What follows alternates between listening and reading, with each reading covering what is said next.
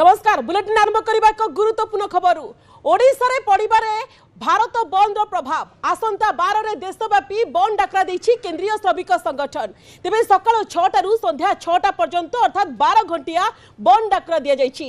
सर्वभारतीय स्तर रे दिया जाइथिबा बंद डाकरा को सफल करबा पई आह्वान दैछंती ओडिशा रा प्रमुख वामपंथी दल CPI CPIM CPIML liberation party एवं ऑल इंडिया फॉरवर्ड ब्लॉक यही बंद डाकरा को समर्थन करिसेंती। एनडीए सरकार तृतीय पाली रे क्षमता को आसीबा परे देशर श्रमिक कृषक छात्र युव महिला संख्यालघु एवं दलितों उपरे आक्रमण हेउतिबा अभियोग करी 12 दफा दाबी रे बंद डाकरा दिया जाइछि। 4टी श्रम कोड रद्द करबा सहित विविजी रामजी आईन 2025 को रद्द करबा पई दाबी होछि। सेहि भली जातीय ग्रामीण निश्चित कर्म नियुक्ति आईन को चालू करबा पई दाबी होछि। राज्य रे आईन श्रृंखला स्थिति बिगिड़ी जाइथिबा अभियोग करिसेंती बाबदल।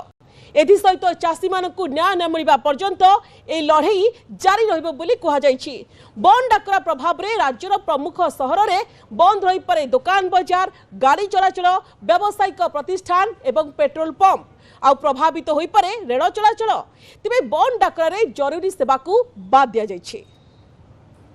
12 तारिखर स्ट्राइक आम समर्थन घोषणा करिछु एवं से 12 तारिखर स्ट्राइक डाकरा होची सेंट्रल ट्रेड यूनियन मानकर तरफरु संयुक्त किसान मोर्चा खेत मजदूर मिलित मंच समर्थन देइछि।